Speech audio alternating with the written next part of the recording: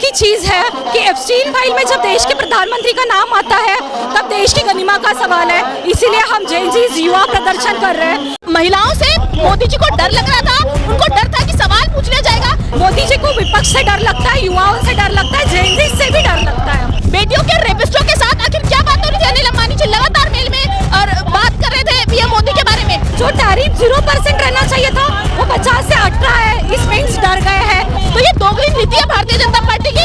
हम सेना अध्यक्ष पर सवाल नहीं खड़ा कर सकते। वो किताब प्रकाशित होनी चाहिए ताकि सच सामने आए। नाचने गाने वाला, ड्रामेबाजी करने वाला, संसद से भागने वाला प्रधानमंत्री जेनजीज को नहीं चाहिए। इस देश का प्रधानमंत्री नतमस्तक हो जाता है अमेरिका के आगे, इसलिए ट्रेड डील की घोषणा अमेरिका के राष्ट्रपति करते हैं। देखिए, इस देश का प्राइम मिनिस्टर अगर ये बात कहता है, होम मिनिस्ट्री, डिफेंस मिनिस्ट्री के सीनियर लीडर्स जब वहाँ मौजूद होते हैं, वो कहते हैं कि उन्हें महिलाओं से, देश की अपनी बेटियों से डर लग रहा है कि वो दांत काट लेंगी, उनके पास वेपन नहीं है। तो इस देश में हर मिनिस्टर को इस्तीफा दे देना चाहिए। आप कांग्रेस की सरकार बनाइए, हम आपको बताते हैं देश कैसे चलता है। महिलाओं से मोदी जी को डर लग रहा था, उनको डर था कि सवाल पूछ लिया जाएगा। एप्स्टीन जैसे अपराधी जो मानव तस्करी करते हैं, बेटियों का यौन शोषण करते हैं, उनके साथ नरेंद्र मोदी जी इस देश के प्रधानमंत्री का नाम आना शर्मनाक है। बेटियों के रेपिस्टों के साथ आखिर क्या बात हो रही थी? अनिल अंबानी जी लगातार मेल में और बात कर रहे थे पीएम मोदी के बारे में। तो मोदी जी का नाम क्यों आया? क्या वजह थी? अगर इसका 1% भी राहुल गांधी जी का नाम होता तो देश में ये गोदी मीडिया और ये तमाम लोग सड़कों पर उतर जाते। लेकिन आज नरेंद्र मोदी जी इतने बड़े व्यक्ति जो कि अपराधी है, जो कि रेपिस्ट है, उसके साथ उनका नाम जुड़ जाता है। इस पर कुछ नहीं कहते। राहुल गांधी जी को सदन में बोलने से रोक दिया जाता है, किताबें कोट करने से रोक दिया जाता है। अगर नरेंद्र जी की किताब छप जाती तो पता लग जाता कि जो चीन को लाल आंख दिखाने वाले थे, पाकिस्तान को नस्ते नाबूद करने वाले थे, आज चीन हमारी तरफ बढ़ रहा था। हमारी सेना लगातार राजनाथ सिंह जी को फोन कर रही थी कि बताइए क्या करें क्या करें, लेकिन उन्होंने फोन नहीं उठाया। उन्होंने समय मांगा, मोदी जी ने फोन नहीं उठाया। सेना ने उसको खुद फैसला लिया। राम मंदिर में इसी सेना अध्यक्ष को, नरेंद्र जी को इन्होंने बुलाया, तब नरेंद्र जी ठीक थे। लेकिन आज उनकी किताब है, अगर वो प्रकाशित हो जाएगी तो कोई झूठ होगी। तो ये दोगली नीति है भारतीय जनता पार्टी की।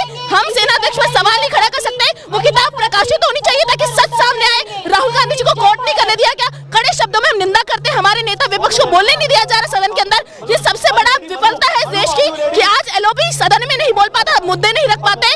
राहुल गांधी जी सड़क से संसद तक आवाज उठाएंगे। कहते हैं ना, संघर्षों के साए में एक सफल जवानी पलती है, और जिस ओर जवानी चलती है उस ओर जमाना चलता है। राहुल गांधी जी के साथ पूरा युवा, पूरा देश खड़ा है, और हम ये लड़ाई सड़क से संसद तक लड़ेंगे।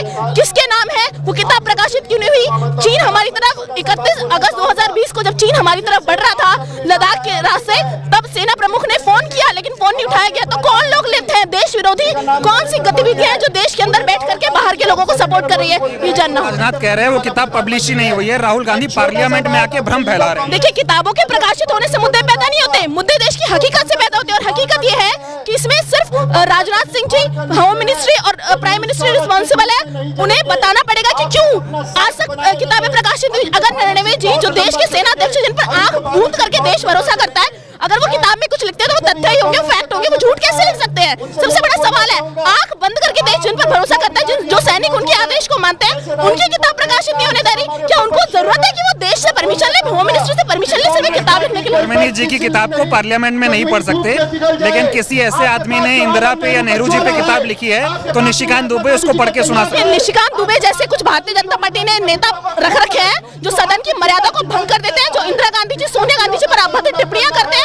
राहुल गांधी जी एक किताब कोट नहीं कर सकते, लेकिन निशिकांत दुबे 4-4 किताब लेके भारत के पहले प्रधानमंत्री को, इंदिरा गांधी जी को गालियां दे सकते हैं, अपशब्द कह सकते हैं। ये देश की सदन की गरिमा को तार-तार कर देता है। महिलाओं पर वैसे भी भारतीय जनता पार्टी की क्या भाषा की मर्यादा है, ये सारी सीमाएं सदन में खड़े होकर इन्होंने लांघ दी है। तो अगर राहुल गांधी जी किताब कोट नहीं कर सकते तो निशिकांत दुबे ने 4-4 किताबें कोट कैसे की? इस पर स्पीकर को क्यों आपत्ति नहीं थी? ये सारी मिली भगत है। सदन जो है वो सिर्फ एक ही पार्टी चला रही है, विपक्ष को बोलने नहीं दिया रहा। जितने भी विपक्षी सांसद है, सबकी आवाज को दबाने का काम ये लोग कर रहे हैं, राहुल गांधी जी की आवाज को दबाकर। आप लोग यूथ हैं, जेनजी हैं, और जिस तरह से मोदी जी का नाम चाहे एप्स्टीन फाइल में आए, चाहे ट्रंप उन पर दबाव बना रहे, जो डील हो रही है, और राहुल जी को पार्लियामेंट में बोलने से रोका जा रहा है, उसको लेकर क्या कहेंगे आप? देखो, एक ही चीज है कि एप्स्टीन फाइल में जब देश के प्रधानमंत्री का नाम आता है तब देश की गरिमा का सवाल है। इसीलिए हम जेनजीज युवा प्रदर्शन कर रहे हैं।